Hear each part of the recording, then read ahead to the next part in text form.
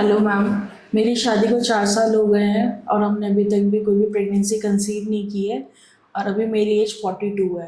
But last time जब हमने MH कराया तो वो बहुत ज़्यादा 0.5 था। तो इस चीज़ में हमें देखो क्या करना तुम्हारी चाहिए? अभी शादी को 4 इयर्स हो गए हैं। जी मैम। तो आपकी 38 इयर्स में शादी हुई थी। बिल्कुल मैम। जब 4 इयर्स आपने 1 साल बाद जब ट्राई करना शुरू किया तो आपका एएमएच कितना आया? तब भी मैम कम ही था। कितना था? 0.6। अच्छा, 0.6 था। तो आपकी गायनी ने आपको एडवाइज नहीं किया आईवीएफ पे जाने के लिए? मैम उस क्योंकि टाइम पे उन्होंने एडवाइस किया था पर हम लोग कन्वीनियंट नहीं थे आईवीएफ के लिए। ये एक बड़ी प्रॉब्लम चल रही है आजकल की जनरेशन में कि आपको डॉक्टर एडवाइज करता है 0.6 पे, पर आप सोचते हो कि नहीं हम नेचुरल ट्राई करेंगे। इसके बाद जैसा कि मैंने अभी आपके पेपर देखे, आपने 2 बार फॉलिकुलर मॉनिटरिंग कराई लेट्रोज खा के। जी मैम। ठीक है। एक आपका आईयूआई भी फेल है। हाँ जी मैम। उसमें आपने इंजेक्शंस लिए थे। हाँ जी मैम। तो आपका हर बार एक एग निकलता है। जी। आप ये समझो कि जब आपका बर्थ होता है किसी भी लेडी का, मतलब कोई भी लड़की जब पैदा होती है, तो नंबर ऑफ एग उसके नॉर्मल, मतलब नंबर ऑफ एग ही लेके पैदा होती है। एग ऐसे नहीं है कि दोबारा बन जाए।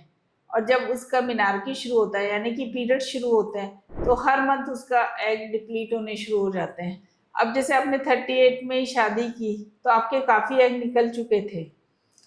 देखो, शादी का और एग का और बच्चे का कोई रिलेशन नहीं है।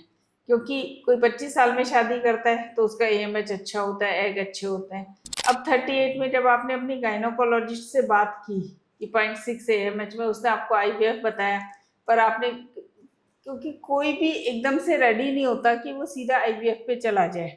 उसको ये लगता है कि हम पहले नेचुरल ट्राई करें, फिर आईयूआई पे ट्राई करें, इसके बाद आईवीएफ पे जाए, क्योंकि हो सकता है हम नेचुरली कंसीव कर लें। पर जो एएमएच होता है उसका बड़ा इफेक्ट पड़ता है आपकी कंसीव करने की पावर पे।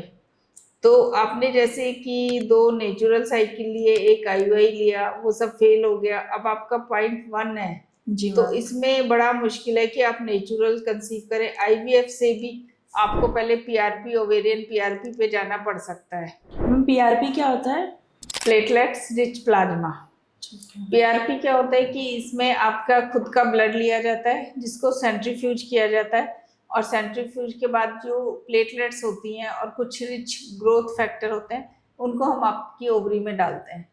और पर ये ओवरी में फिर जो स्टेम सेल्स होती हैं वो कुछ फॉलिकल में कन्वर्ट हो जाती हैं। पर अभी ये रिसर्च पे है। ये गारंटी नहीं है कि मैं आपकी ओवेरियन पीआरपी करूं और आपको बहुत अच्छे रिजल्ट मिल जाएं। मेरे विचार से तो जब आप ये सोचते हो कि आपको लेट मैरिज करनी है या फिर आपको बेबी लेट करना है, तो आपके लिए बेस्ट ऑप्शन होता है कि एग फ्रीजिंग। आप अपने एग फ्रीज कराएं। और जब भी आप कंसीव करना चाहें तो आपकी बायोलॉजिकल एज तो एग की 28-29 या जब भी आपने फ्रीज कराएं तभी रहेगी। अब इतना स्ट्रगल नहीं करना पड़ेगा। जैसे 42 में आपका एएमएच इतना कम है, हम आपको, आप अपने सेल्फ एग से जाना चाह रहे हैं, हम तो आपको मैम हम पीआर। एग अच्छे करने के लिए क्या कर सकते हैं? कुछ डाइट ले सकते हैं, कुछ इंजेक्शन लगा सकते हैं? देखो, एग अच्छे करने के लिए हम कुछ सप्लीमेंट्स तो देंगे, पर जरूरी नहीं है कि उनसे एग अच्छे हो जाए। एक एज के साथ साथ आपके एग की क्वालिटी गिरनी ही है। ये हर कपल को समझना चाहिए। देखो, मीनोपॉज आएगा ही। ठीक है। अब आप लोग कहते हैं कैटरीना कैफ ने तो 43 इयर्स में किया। ऐसा हो सकता है कि आप भी कंसीव कर लें, पर उसके लिए आपको आपकी लाइफ स्टाइल, आपका स्ट्रेस नहीं लेना, आपकी डाइट, इन सब पे भी आपका एएमएच डिपेंड करता है। और आपकी हेरिडिटरी, कि आपकी मदर को कब मीनोपॉज हुआ था। तो ये सब चीजें ध्यान में लेके ही आपको अपना आगे फर्टिलिटी जर्नी शुरू करनी चाहिए। मेरे विचार से अभी आप 42 के हो तो अब आप ज़्यादा लेट ना करो, अपना आईवीएफ ही शुरू करो। Book your appointment now.